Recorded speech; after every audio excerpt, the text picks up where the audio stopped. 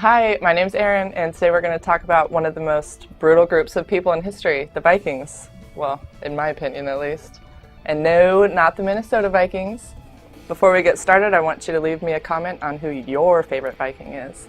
So, who were the Vikings? The Vikings were Scandinavian explorers, warriors, and pirates who raided and colonized widespread areas of Europe during the late 8th to early 11th century.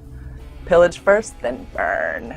So these people, called Norsemen, used framed long ships to travel as far east as the Volga River in Russia and as far west as Iceland, Greenland, and Newfoundland. Also, I know for a fact that the Vikings made it as far as America, to Hefner, Oklahoma, where they have a state park that encases the Rune Stone, which we'll get to later. This period of Viking expansion is known as the Viking Age, and it forms a major part of medieval history for Scandinavia, Ireland, Britain, and other parts of Europe. The Old Norse word Viking is actually pronounced Viking with a W.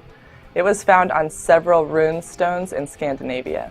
In the Icelander sagas, the word Viking actually refers to overseas expeditions. So in Old Norse, fara I Viking would mean to go on an expedition.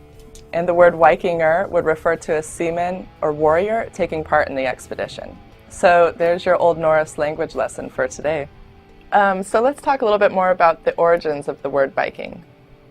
In Old English, the word Wising appears first during the 9th century.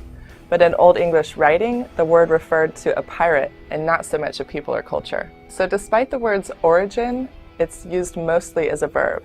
So to go Viking is distinctly different from Norse seaborne missions. So the word Wising disappeared during Middle English, and the word Viking was reintroduced during the Viking renewal of the 18th century, with heroic overtones of barbarian warrior and noble savage. Noble savage.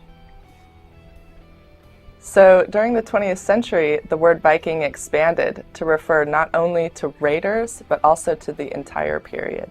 So using the word as a noun would refer to raiders, warriors, and navigators, but it would also refer to the Scandinavian population in general. And this can get confusing because the adjective form of this word can be used in expressions like Viking age, Viking culture, and Viking colony, generally referring to medieval Scandinavia. The decline of the Vikings was due to Christianity's growing presence in Scandinavia, as well as robust coastal defense systems, which made raids more risky and less profitable. So let's talk about weaponry. According to custom, all free Norsemen were required to own weapons, but were also permitted to carry them at any time. These weapons also told the Vikings' social status. For instance, a wealthy Viking would have the complete ensemble, consisting of a helmet, shield, chainmail shirt, and sword. However, a typical free Viking or freeman could be found fighting with a spear and shield, and could also be found with a utility knife and a sidearm.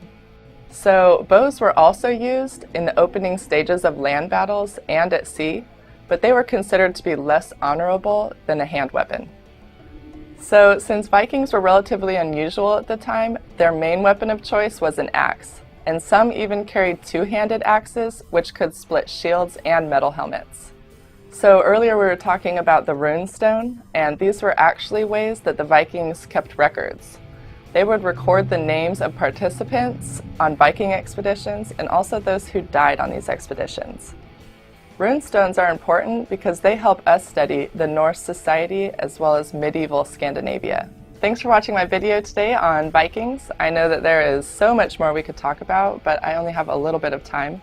Please leave me any comments, rate my video 5 stars, and subscribe to the channel.